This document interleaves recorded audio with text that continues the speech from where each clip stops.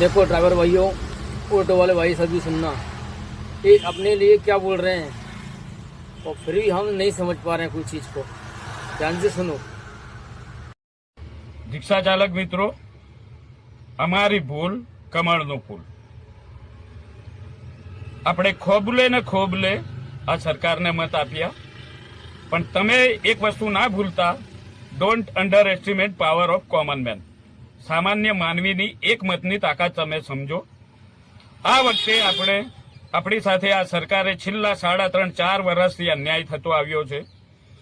આપણે ખાનગી એગ્રીગેટર કંપનીઓમાં ચાલતા નોન ટ્રાન્સપોર્ટ ટુ વ્હીલરો માટે સરકારે આપણી વાત ના માની, દરેક પુરાવા આપ્યા, લેખિત મૌખિક, તો પણ સરકારે આપણી ના વાત માની। આપણે હાઈકોર્ટ સુધી જવું પડ્યું। કેમ? આવી સરકાર ગરીબોની આવો અન્યાય કે અમારે ગરીબોને પૈસા ઉઘરાવીને હાઈકોર્ટ સુધી જવું પડે, અને હાઈકોર્ટમાં પણ આ સરકાર પોતાની એફિડેવિટ ફાઇલ નથી કરતી। 4-4 મહિનાની તારીખો પડે છે। અને આ સીએનજીના ભાવ વધ્યા, રિક્ષાનો ભાવ વધ્યો, સ્પેરપાર્ટનો ભાવ વધ્યો। આપણને મળે છે શું? ખાનગી એગ્રીગેટર કંપનીઓને પોતાની મનમરજીની રીતે ભાડું વસૂલવાની મંજૂરી। સીએનજી પંપ, ગેસના પંપ હોય, પેટ્રોલ પંપ હોય, ડીઝલના પંપ હોય, દરેક ઉદ્યોગપતિઓ પોતપોતાની મનમરજી પ્રમાણે ભાવ લે, તો રિક્ષા ચાલકો કેમ નહીં? ખૂબ જ મોટો અન્યાય થયો છે ને આ વખતે આપણે જો નહીં લડીએ ને તો આપણે ભીખ માંગવાના વારા આવશે। આપણું ઘર ગુજરાન ચલાવવું મુશ્કેલ પડશે। એટલે ધ્યાન રાખો, પોતાના એક મતની તાકાત તમે સમજો।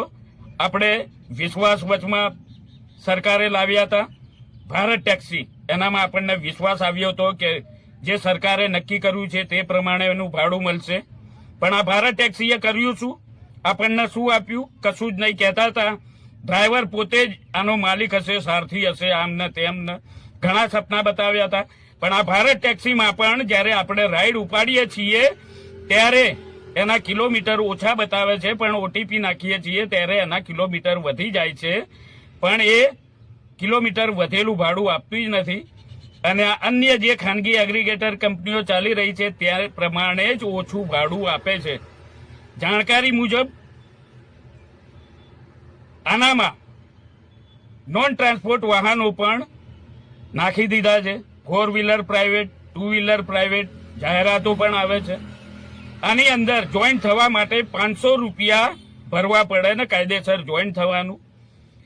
પછી એ પણ જાણવા મળ્યું છે કે અલગ અલગ જાતના